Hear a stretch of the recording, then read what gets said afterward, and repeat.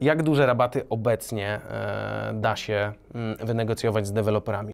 Musimy spojrzeć na całokształt danej sytuacji, mianowicie na wszystkie warunki około zakupowe. Czasami nie chcemy rabatu, tylko chcemy właśnie optymalny harmonogram. Zdarzyło nam się kupić mieszkanie od dewelopera w systemie 3,97. 3% wpłacaliśmy, 97 na koniec. Jakie narzędzia albo dane pomagają Wam w negocjacjach, w uzyskaniu dobrych warunków? A zdarzyło się, żeby deweloper wycofał się z wynegocjowanych warunków? Prym wiedzie jedno miasto tutaj, bo obsługujemy 6 największych miast w Polsce. W sensie w tych wycofujących się? W tych kwestiach. Jak myślisz, jakie? No jak myślisz? Na pewno na rynku nieruchomości prym wiedzie marzec, kwiecień, maj. To są najlepsze miesiące sprzedażowe ogólnie, jakie na przestrzeni tych ostatnich 10 lat doświadczyłem.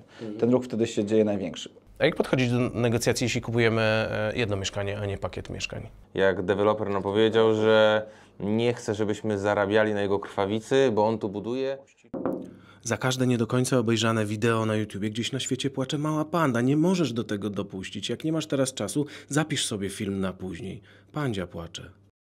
Dzień dobry widzowie. Dzisiaj z nami panowie z projektu Flip na Pierwotnym. Maciej Wellman, Patryk Sołtysiak. Cześć panowie. Cześć. Panowie to prekursorzy obrotu nieruchomościami na rynku pierwotnym w Polsce. Ile to już lat? No, jeśli chodzi o FNP, te 3 literki, to ponad 8, a ogólna działalność macie dłużej. No ja 16 lat, gdzieś tak, jaka pierwsza styczność z nieruchomościami. A jeśli chodzi o rynek pierwotny, akurat rynek wtórny od 2013 roku, natomiast rynek pierwotny od 2000, pierwsze zakusy, że tak powiem, w 2016. Okej, bo pamiętam jeszcze ten okres, jak wy zaczynaliście, no to wtedy wszyscy raczej rzucali się na wtóry i wy wybraliście pierwotne. O tym jeszcze sobie porozmawiamy, zresztą też i w strefie nieruchomości w gazecie o tym mówimy. Na jaką kwotę przeprowadziliście już transakcję? No to już jest ponad 1 miliard złotych w tym momencie. Może tak, żeby to uzmysłowić, to będzie jakieś 2700 mieszkań kupionych od deweloperów. Grubo. Trochę. No nie my, bo takiego kapitału nie posiadamy, ale prowadzimy zakupy grupowo z naszymi inwestorami, absolwentami warsztatów w całej Polsce. Tak, bo to jest klucz, że pomagacie też innym wejść w branżę i robicie zakupy grupowe. I też trochę dzisiaj właśnie o tym pogadamy, bo porozmawiamy o negocjacjach. Dzisiaj się na tym skupimy, no bo jeżeli sprzedaje się mieszkań na taką kwotę i tyle sztuk, no to raczej umie się negocjować z deweloperami. Siłą rzeczy, że tak powiem. Siłą czy... Okej, to jak duże rabaty obecnie da się wynegocjować z deweloperami? No bo jest lekki zastój na rynku ze względu na to, że nie ma programu pomocowego do kredytów hipotecznych i deweloperzy też są troszkę zakorkowani z tymi mieszkaniami. Bo to teraz trzeba rozgraniczyć, jak duże rabaty w zależności od produktu, który kupujesz. Bo tak jak ostatnio udało nam się kupić 2 inwestycje na wyłączność, jedna na ponad 200 mieszkań, druga na 300 mieszkań, to nie negocjujesz rabatu od ceny regularnej, tylko negocjujesz dobrą, atrakcyjną cenę dla każdej osoby, która wchodzi w ten biznes i wtedy możesz ewentualnie widzieć rabat od średnich cen w okolicy, a nie stricte ceny regularnej, bo ona jest całkowicie inaczej robiona.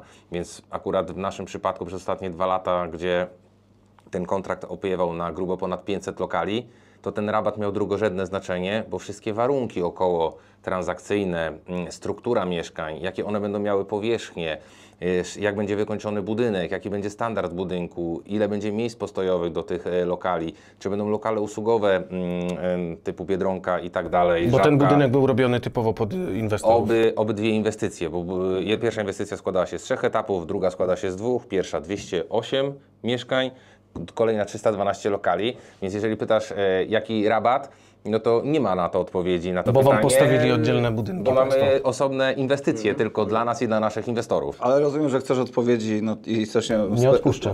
Chcemy tutaj sprecyzować sytuację. No to innymi słowy, musimy spojrzeć na całokształt danej sytuacji, mianowicie na wszystkie warunki około zakupowe. To, jakie będziemy mieli finansowanie, to na jakim etapie jest inwestycja, jak wygląda rynek dookoła, tak? Więc patrząc na rynek dookoła, mamy cenę średnią, do której się odwołujemy. Więc jeżeli deweloper jest ponad tą ceną, ale reprezentuje zdecydowanie lepszą jakość, to staramy się do tej ceny dorównać, ewentualnie troszeczkę niżej. Natomiast jeżeli ta jakość jest powiedzmy standardowa, no to obecne realia rynkowe pozwalają na negocjacje zarówno cenowe, jak i ułożenie sobie takiego elastycznego harmonogramu płatności, w który my wchodzimy, szczególnie jeżeli to jest tak przysłowiowa, można powiedzieć, dziura w ziemi, czyli system płatności najbardziej dla nas optymalny w tej chwili to 10,90, gdzie 90% staramy się zapłacić po prostu jak najpóźniej.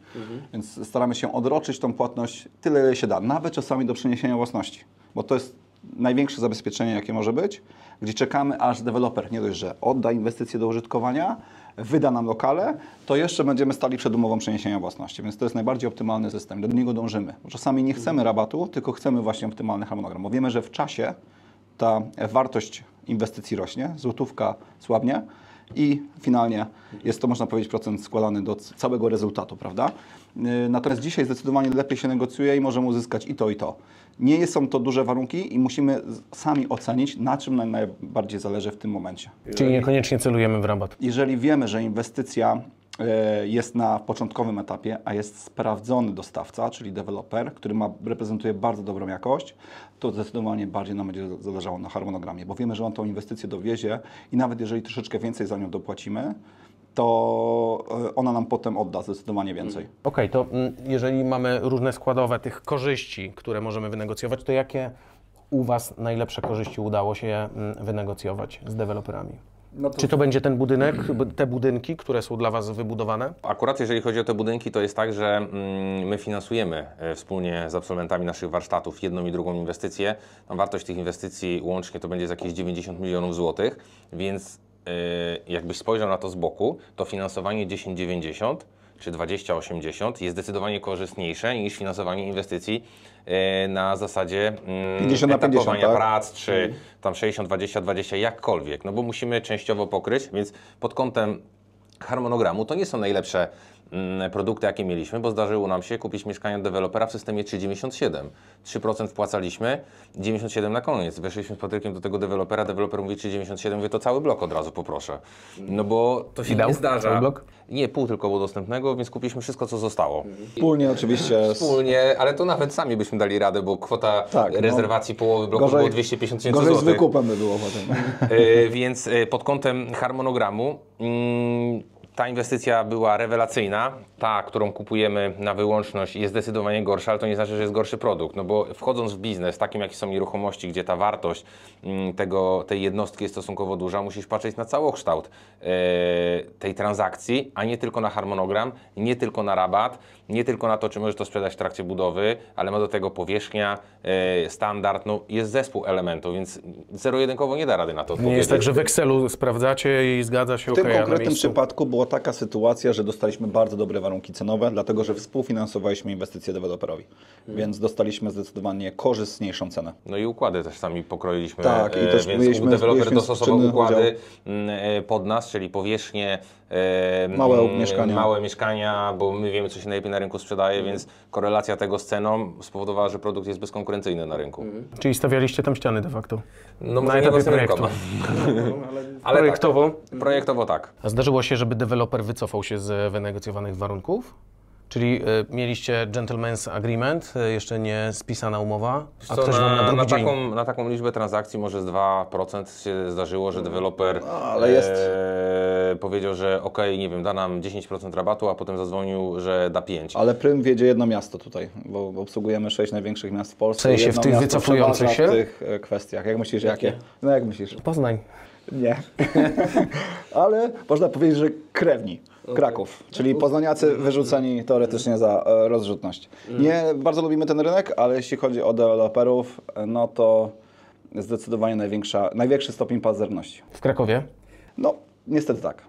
Pod tym kątem tak, natomiast to też wynika z realiów rynkowych, bo Kraków, można powiedzieć, przez całe 8 lat naszej pracy miał najlepsze wyniki, jeśli chodzi o sprzedaż. Tak największy rozwój, jaki może... I największy popyt w stosunku do dostępności lokali, nie? Ta podaż w Krakowie rzeczywiście cały czas była i jest mocno ograniczona. Osobiście ja dogrywałem warunki dla jednej inwestycji, gdzie zarezerwowaliśmy 10 lokali, wynegocjowaliśmy odpowiednie warunki cenowe, pozacenowe, dowieźliśmy inwestycje, no i deweloper stwierdził, że skoro dowieźliśmy, to znaczy, że za tanio sprzedaje i podniósł cenę i nam podziękował. Okej, z takimi deweloperami rozmawiacie jeszcze? Rozumiecie ich, że to jest biznes i że przekalkulował i że jemu się nie opłaca? Czy już nie wracacie do takiej osoby, do takich podmiotów? Nie, bo jeżeli ktoś buduje inwestycje na 100 mieszkań i wartość tego bloku to jest 50 milionów, ma cenę w cenniku X, dogaduje z Tobą warunki i co nagle stwierdza, że X plus 1000 zł, to gość jest niepoważny, bo tu nie mówimy o kalkulacji biznesu, tylko mówi tak, skoro sprzedali 10 mieszkań w tydzień, to znaczy, że jest za tanio, więc mówimy po prostu o takiej pazerności i krótkowzroczności raczej niż o jakimś racjonalnym podejściu do biznesu. Okej, a tu powiedzieliście o tym jednym regionie, o tej takiej nierzetelności, tak to nazwijmy na miękko. Nie chcę tutaj generalizować, po prostu akurat największy odsetek nam się zdarzył, bo to wynika z czystych faktów. Że po prostu inaczej, na 20 transakcji, gdzie deweloper się wycofał z warunków, to 15 było w Krakowie. Największy odsetek Czyli był w dużo. Krakowie. No tak, w waszej wewnętrznej statystyce możecie generalizować. Możemy, bo robimy 700 spotkań w roku z deweloperami, więc statystyka mówi, że zrealizowaliśmy ich grubo ponad 4000, więc mamy tą wykładnię, jak się I nie rozmawiać z jeździliście do deweloperem. Krakowa do jednego dewelopera, który was Nie. cały czas wyrzucał, więc macie jakiś punkt odniesienia. A czy negocjacje różnią się w zależności od regionu Polski? Nie, tutaj jakby metoda działania jest u nas taka sama. Ze strony bardziej bym powiedział różnią się, jeśli chodzi o strukturę organizacyjną danego dewelopera. Czy jest bardziej rozbudowana, czy to jest większy deweloper, czy mniejszy. Tutaj są różnice. Natomiast jeśli chodzi o region, to nie kategoryzowałbym tego w ten sposób. A z kim wolicie w firmie, u dewelopera rozmawiać? Bo mówisz właśnie o różnej strukturze, czyli podejrzewam, że w niektórych jest tylko prezes i tam już później struktura pozioma bardziej, a w innych są bardziej rozbudowane, pionowe. Czasami masz taką sytuację, że w jednym przysłowiowym blaszaku możesz spotkać panią, która obsługuje sprzedaż i obok siedzi deweloper, także bardzo często możesz bezpośrednio przejść od razu na spotkanie ze sobą w pełni decyzyjną, a czasami musisz się przebijać przez całą strukturę, czego w ogóle nie robimy i to nie ma sensu, szczerze mówiąc. Nie przebijacie Bo się, czasami jak deweloper widzicie nawet ścieżkę? nie chce się spotykać z klientami, czy to mniejszymi, czy większymi graczami, ponieważ struktura organizacyjna jest na tyle duża i sama spółka jest na tyle duża, że nawet jakbyśmy mieli kupować 60 mieszkań dla takiego dewelopera, to jest jedynie tyle co nic. Nie, bo jak pójdziesz za wysoko i jest prezes jakiejś spółki, powiedzmy z pierwszej dziesiątki czy z pierwszej 20 w Polsce, to on nawet nie wie, jaką inwestycję budują w Poznaniu, bo to nie leży w ogóle w jego gestii, więc jakby bardzo często pada takie pytanie u nas na szkoleniu, czy zawsze rozmawiamy z prezesem. No nie ma takiej możliwości, bo mówię, prezes nawet nie wie, w jakich miastach czasami budują, bo te największe molochy, które sprzedają po 1000, 2, 3000 mieszkań w ciągu roku, no to tam dyrektor sprzedaży maksymalnie obsługuje, powiedzmy, dany rynek, tak? I dyrektor z Warszawy obsługujący inwestycje nie ma pojęcia, na jakim oni są poziomie, czy wyrobili plan, czy wchodzą z nową inwestycją, bo to są niezależne rynki, także iść zawsze do samej góry, bo najlepiej rozmawiać z prezesem, no nie jest takim złotym środkiem. A jakie nietypowe ustępstwa udało wam się wynegocjować od deweloperów? No takie najlepsze warunki, które uzyskaliśmy, to był system płatności 10-90 i odroczenie 90% było rok od odbioru kluczy do lokali. W tym jeszcze był chyba rabat. W Warszawie i wtedy chyba zakup obejmował 10 000 rabatu, czy 30, ponad 30 mieszkań. No było to związane z tym, że 30 fliperów weszło naraz na inwestycje. Oczywiście każdy ma różne doświadczenie, więc część mieszkań była gotowa po 3 tygodniach do sprzedaży, a inni się męczyli 4 miesiące.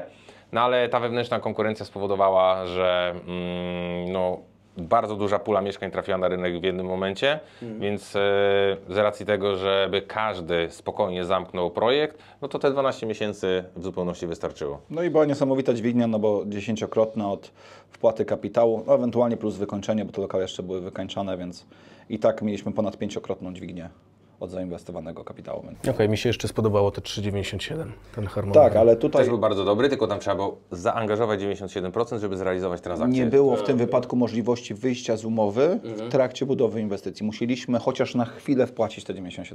Jak uzyskaliście te warunki, o których mówiliście wcześniej w Warszawie, tak? 10,90 i płatność po roku od... Statystyka. Jak zrobisz 700 spotkań w roku, to znajdziesz w końcu takiego partnera, który nie będzie potrzebował tych pieniędzy i zgodzi się na zaproponowane przez Ciebie warunki. Plus trochę więcej umiejętności w rozmowach. Ale też nie odpuszczać, czyli odbębnić ileś tam rozmów, tak? Ileś set, myślę. A macie tak, że wy precyzyjnie celujecie do któregoś dewelopera, czy raczej trzymacie się tej strategii, że musicie statystykę Znaczy, zrobić? zawsze robimy te spotkania, żeby wiedzieć, co mówi rynek, jak się sprzedają poszczególne inwestycje, co mówi w ogóle biuro sprzedaży, bo to jest najlepsze źródło informacji, żeby wiedzieć, co się dzieje tu i teraz, więc ta statystyka jest nam potrzebna w ogóle, żeby patrzeć całościowo, co się dzieje w danym mieście.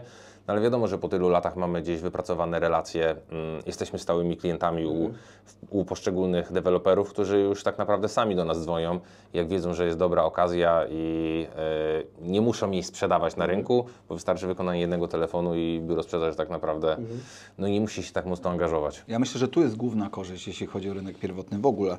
Na rynku wtórnym z reguły kupujesz mieszkanie od kogoś, kto pierwszy i ostatni raz wystawia takie mieszkanie. A rynek pierwotny daje nam to, że możemy z tym partnerem współpracować nawet na przestrzeni 5 lat. Była taka jedna inwestycja 3-etapowa, gdzie na wszystkich 3 etapach kupowaliśmy od dewelopera mieszkania i ta strategia negocjacyjna, która była wypracowana na samym początku, no już potem owocowała w przyszłości. Czyli mniej już później się, w cudzysłowie, męczyliście, mniej musieliście się napracować nad tym, żeby... Zawsze były jakieś drobne ze strony dewelopera czy nas uszczypliwości w celu dalszego uszczknięcia dodatkowych korzyści, ale generalnie współpraca bardzo dobrze nam się układała. Także to jest fajne, bo nie musisz szukać, masz ten produkt zapewniony. Ale taki tip, jeżeli ktoś właśnie nie ma jeszcze tych relacji, no bo zaczyna.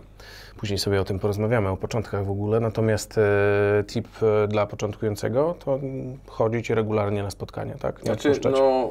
no musisz wykonać pewną pracę i ciężko powiedzieć komukolwiek, że jak wykona 4 spotkania, to w ogóle wyjdzie z tego chociaż jedna transakcja. Jak będzie miał szczęście, to u pierwszego dewelopera kupi mieszkanie i czasami też się zdarzają takie historie.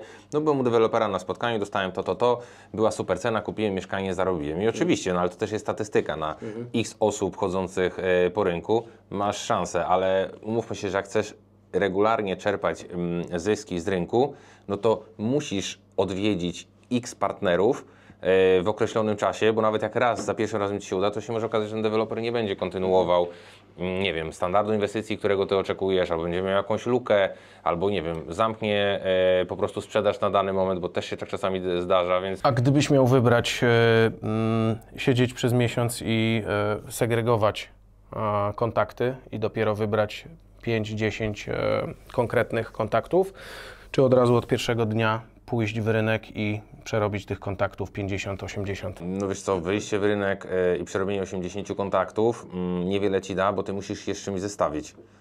No bo jak weźmiesz 80... Załóżmy, że background mam wyliczony w Excelu, chodzi mi o to, że zrobiona jest jakby research, tylko bardziej mi chodzi o te spotkania. Czy lepiej je sobie laserowo wybrać, do kogo idę na rozmowę, czy po prostu iść w rynek i masówkę zrobić i Jakbym nauczyć się? zaczynał? Mówisz, że jakbym to zaczynał się Tak, na gdybyś rynku, miał- no to bym zrobił to w ogóle, żeby zobaczyć, co mówi rynek. Dla siebie. Niekoniecznie, żeby się nastawić na efektywność, ale no, jak zrobisz 30, 40, 50 rozmów z deweloperem, to na tej 51, jak już trafisz tego swojego partnera, to w ogóle będziesz miał jakiekolwiek szanse w rozmowie z nim. Znaczy przede wszystkim jak wybierzesz te 80 kontaktów i jedziesz, to musisz wiedzieć, że Ty tam zarobisz w ogóle. Czyli raczej poprzedziłbym to analizą dobrej lokalizacji. Tak, analiza rozwojowej lokalizacji. swoją drogą, ale już chodziło mi o samo działanie, czyli wejście w rynek. Czy Tu ci siedzieć, wystarczy- kminić, do kogo idę, To czy z tych raczej... 80 spotkań, które są powiedzmy rozłożone na całe dane duże miasto, wybrałbym pierwsze 10 spotkań w lokalizacji, która ma większe perspektywy, bo możesz stracić czas, więc od tego zacząłbym. Zacząłbym w ogóle od analizy, w które miejsce się wbijać. A jeśli chodzi o nawiązywanie relacji w ogóle, bo tak padło pytanie, to jest element w dalszych negocjacjach. To jest element, który poprzedza negocjacje. Nie może być tylko jednego albo tylko drugiego, no bo finalnie nie dojdziemy do najlepszego rezultatu. Natomiast przy nawiązaniu relacji na pewno nie atakujemy na tym etapie, tylko staramy się współpracować z deweloperem, dobrze słuchać. No bo podam Ci taki jeden przykład. Wchodzisz na spotkanie do biura sprzedaży i chcesz rozmawiać z osobą decyzyjną. I wchodzisz i mówisz: dzień dobry, poproszę tutaj z kierownikiem. A może się okazać, że Ty akurat będziesz kierownikiem, więc myślę, że nie najlepiej zacząłem to spotkanie. A tu już właśnie trochę powiedziałeś o tym odsiewaniu, żeby wybrać bardziej obiecujące lokalizację. A jak rozpoznać, czy deweloper w ogóle, czy przedstawiciele dewelopera są skłonni rozmawiać, negocjować, a kiedy warto sobie odpuścić? Wiesz co, Czy to się dzieje, przepraszam, na wejściu, że nie mam, panowie Ale- fliperzy, nie mamy tu nic dla panów? Zdarza się, tak? I Widzenia? zdarzało nam się też w ogóle kiedyś, że w Flipperom to dziękujemy, tam są drzwi i nie obsługujemy. Ale kartka wisiała w biurze sprzedaży? No, ale nie dostaliśmy taką informację werbalnie. Ale to, że Ci w styczniu deweloper powie, że Cię nie obsługuje, to, że Ci w czerwcu deweloper powie, że Cię nie obsługuje, to nie znaczy, że nie możesz wrócić do niego w grudniu, jak będzie zamknięcie roku.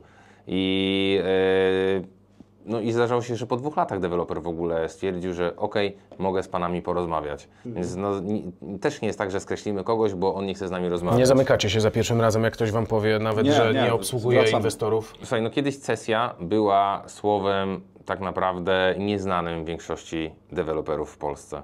I zanim deweloper X czy Y nauczył się w ogóle, co to jest cesja, która już dzisiaj notabene nie działa na rynku, zanim przemyślał, że chce wyrazić na nią zgodę i zanim w ogóle dał jakiś pakiet mieszkań, to czasami było, nie wiem, 3 lata czy 4. To gdybyśmy go na początku skreślili, to jakby to, że oni są nieświadomi, że tego nie znali, że nie wiedzieli, mówię o samych początkach, no to nie znaczyło, że my mieliśmy się obrazić i powiedzieć, nie, to już tam nigdy nie wrócimy, no bo to by było bez sensu, nie? Ale pewne elementy w naszym procesie nie są do końca potrzebne. W zależności od tego, na jakim etapie jest inwestycja, no to też odsiewamy pewne rzeczy, które są nie do pokonania. Prawda? Jeżeli jest coś bliżej końca, to nam ta cesja nie jest potrzebna, my sobie własność przeniesiemy. Więc jeżeli widzimy, że jest inwestycja dobra jakościowo, dobra cenowo, ale nie do osiągnięcia, jeśli chodzi o możliwość sprzedaży w trakcie budowy, to wracamy do spotkania za 2 lata, jak się wybuduje. Na przykład. Czyli to odkładacie sobie na bok, idziecie dalej na kolejne rozmowy. Ale też nie świadczy o tym, że na przedsprzedaży nie zdążyliśmy, z czymś nie wyrobiliśmy się, deweloper zamknął jakiś pakiet, no to zawsze może się okazać, że w połowie możemy wrócić i jednak te warunki otrzymać. Jeszcze wracając do tych sygnałów, które świadczą o tym, że ktoś jest skłonny negocjować, ktoś nie jest skłonny, rozpoznajecie takie rzeczy, siadając do rozmów? Czy mówią wam, tak jak powiedzieliście wcześniej, że mówią wprost, nie negocjujemy, fliperów nie obsługujemy? To wisi w powietrzu czasami, ale to na etapie nawiązywania relacji. Tylko że nie możesz zakładać z góry czegoś w głowie i budować sobie bariery, bo potem może się okazać, że na to wykorzystasz. Więc przeprowadzamy spotkanie zgodnie z naszą metodą działania od A do Z i na końcowym etapie gdzieś tam po prostu dostajemy odpowiedź nie.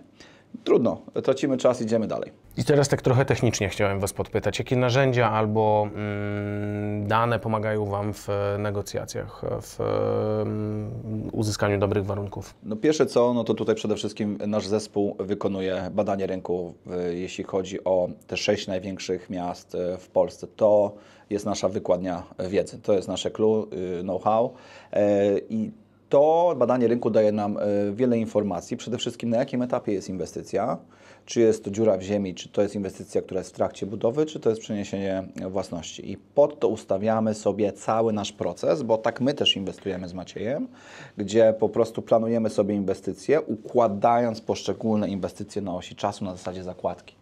Więc tutaj po prostu do każdego koszyka dobieramy sobie inwestycje. Z tych 3 koszyków układamy spotkania z deweloperami, które na podstawie badania rynku, analizując wszystkie inwestycje, oceniamy, czy mają potencjał, żeby się w tych koszykach znaleźć. Potem idziemy na spotkania z deweloperami i tak naprawdę finalnie wybieramy do każdego koszyka możliwie optymalnie najlepszy produkt. Jest tych szczegółów zdecydowanie więcej, jeśli chodzi o samą formę rozmowy z deweloperami wstępną, czyli rozmowę telefoniczną i potem ustawianie spotkań, ale szczegóły już tutaj zdradzamy na naszych 2-dniowych warsztatach. Czyli tu bardziej chodzi o to, że macie już strategię ustaloną i do niej produkty dobieracie, aniżeli idziecie na rynek i patrzycie, co jest fajnego i wtedy Dokładnie. bierzecie wszystko. Okay. Dokładnie.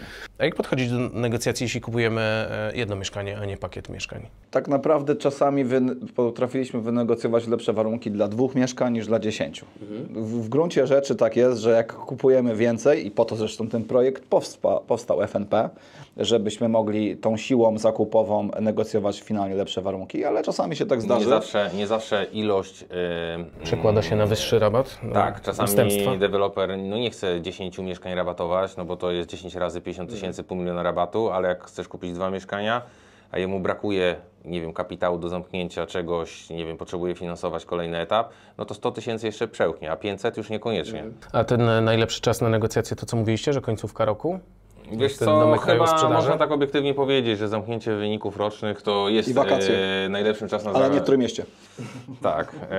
A wakacje w sensie, że martwy okres bardziej, tak? Na Tak, rynku. ale to też nie jest zero-jedynkowe, bo różni deweloperzy mają różne potrzeby na każdym etapie i nie można powiedzieć, że grudzień jest naszym najlepszym miesiącem A czy zakupowym. z waszym już skillem, z waszą wiedzą, doświadczeniem do tej pory dla was ma znaczenie pora? Czy wy idziecie w rynek i wiecie, jak negocjować, żeby tu i teraz dostać te ustępstwa i warunki, które chcecie, czy czekacie też do jakiegoś okresu? Ogólnie rynek jest sezonowy, nawet jeśli chodzi o nieruchomości.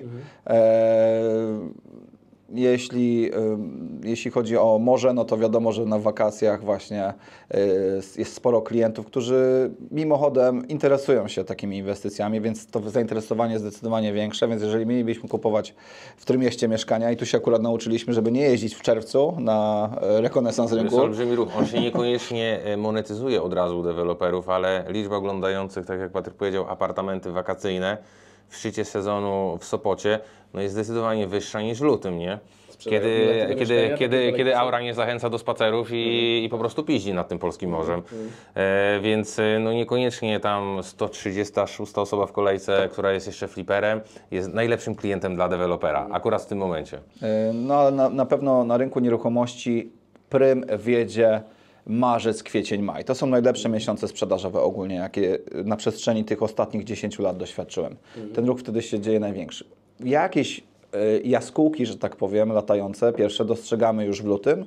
I to zresztą teraz też mój brat 4 mieszkania na przełomie tego i poprzedniego tygodnia akurat sprzedała, wcześniej nie było ruchu akurat, więc też jest tak, że po prostu czasami lepiej wybrać się w danym konkretnym okresie, ale my na to aż tak nie patrzymy, bo byśmy chyba musieli... Nie, no słuchaj, my pracujemy cały rok i potrzebujemy mieszkań cały rok, więc zamykanie się na to, że w kwietniu jest najlepiej albo w miesiącu X jest najgorzej, a to jest tylko założenie, ale pamiętaj, że założenie to jest ogólne, a zawsze biorąc pod uwagę skalę całej Polski, czy nawet samej Warszawy, gdzie masz 280 deweloperów, to czy jest dobry miesiąc, czy zły, no jesteś w stanie wśród tak szerokiego grona partnerów znaleźć tego jednego dewelopera, z którym się dogadasz. Natomiast co możemy potwierdzić na pewno, to ostatnie 5 lat to było sporo perturbacji na rynku i w momencie, kiedy tej sprzedaży nie było ogólnie, bo coś tam, bo wojna, bo COVID, bo wysokie stopy procentowe i to nawet w 2022, jak dogrywaliśmy warunki z tytułu wysokich stóp procentowych, no to dzisiaj one owocują. Dzisiaj z tego tytułu, że mogliśmy sobie wynegocjować system 10,90 i nawet nie było zainteresowania wśród naszych klientów i musieliśmy sami dobierać te produkty, żeby utrzymać warunki, no to one tak naprawdę najbardziej robiły najlepsze wyniki. Szczególnie pamiętam sytuację z 2020 roku covidową, kiedy no po prostu wszyscy zamarli, a my gdzieś tam mieliśmy... Ruszyliśmy na zakupy i rzeczywiście to były mieszkania, które najwyższe stopy zwrotu osiągnęły. I też wybuch wojny, też to samo było. I teraz też jest ten sam okres i my też robimy te same, podejmujemy decyzje. To zainteresowanie już jest troszeczkę większe, ale jeszcze pod koniec zeszłego roku, jeśli chodzi o inwestorów ogólnie w Polsce, no są obawy, prawda? A jak leje się krew, no to... Czyli nie pozwalacie, żeby dobry kryzys się zmarnował? No i jeżeli wiesz, jak poruszać się po rynku, no to i wiesz, gdzie ta cena jest punktem bólu dewelopera i że nie wiadomo, co by się musiało wydarzyć, żeby ona spadła poniżej pewnego pułapu, a nie ma osób po stronie popytowej, no to dokładając do tego doskonałe warunki zakupowe, no masz w portfelu produkt, który prawdopodobnie, no bo nie mamy kryształowej kuli i nie wróżymy tutaj z fusów, da Ci zarobić. Dam przykład, teraz kupiłem 2 mieszkania obok siebie. Każde mieszkanie ma 80-metrowy taras. Jedno ma 50 metrów, drugie 70, czyli mamy 120 metrów powierzchni mieszkalnej, 180 metrów tarasu. Kupiłem dziurę w ziemi w systemie 20-80 z jakimś tam jeszcze rabatem, czego normalnie bym nie doświadczył, bo normalnie już dawno by tych 2 mieszkań osobno prawdopodobnie nie było. Dzięki temu mogę stworzyć jeden produkt unikatowy, którego na rynku w Poznaniu nie ma. Mówiliście o tym, że projekt powstał po to, żeby móc podchodzić grupowo też do inwestycji, czyli właściwie do zakupów. Czyli jak rozmawiamy o FNP, to można stwierdzić, że jest grupa, która kupuje, czyli siła tkwi w grupie, a nie to nie jest tak, że tylko 2 osoby. Nie, jak najbardziej. Tak jak no, te 2 projekty ostatnie, które kupiliśmy za te 92 od baniek. Wspólnie we dwójkę no nie ma takiej w ogóle technicznej możliwości, żebyśmy sfinansowali taką inwestycję, ale uzgadniając cenę zakupu, harmonogram podatności, układy mieszkań, mając 1500 absolwentów warsztatów, z których większość z nich aktywnie flipuje, to każdy wchodzi do transakcji na takich samych warunkach.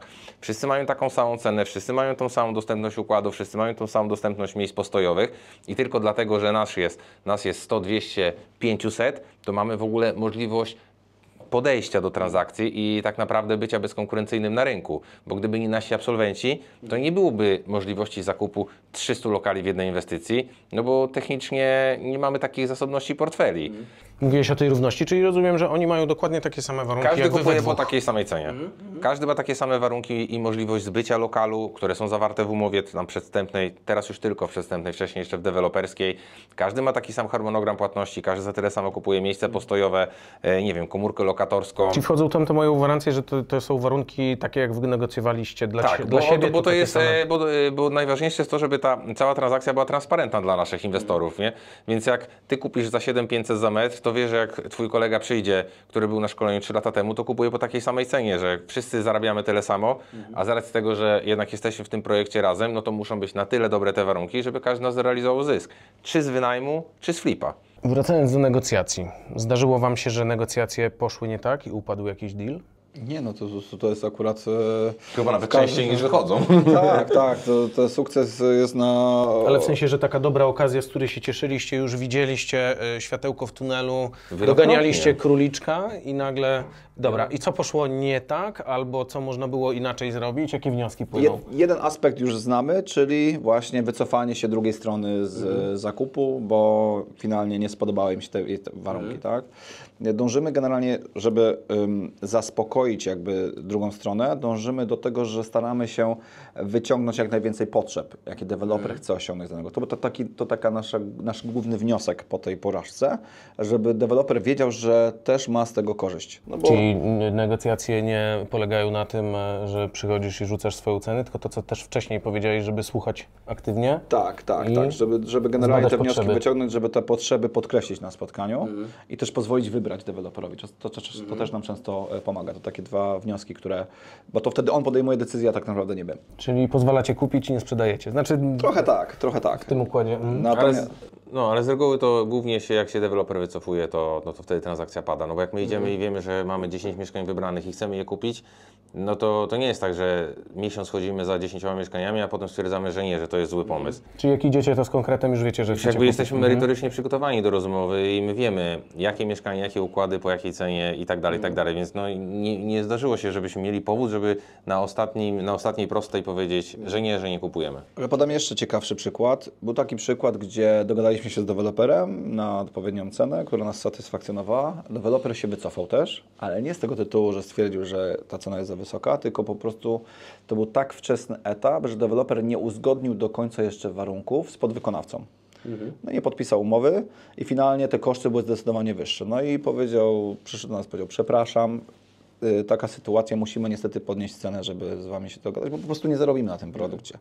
Więc Ale taką transakcję sfinalizowaliśmy po my wyższych to sobie cenach. oceniliśmy i po tych wyższych cenach stwierdziliśmy, że to i tak będzie na tyle dobry deal, że finalnie na tym zarobimy i tak zrobiliśmy i tak nasi inwestorzy też ocenili.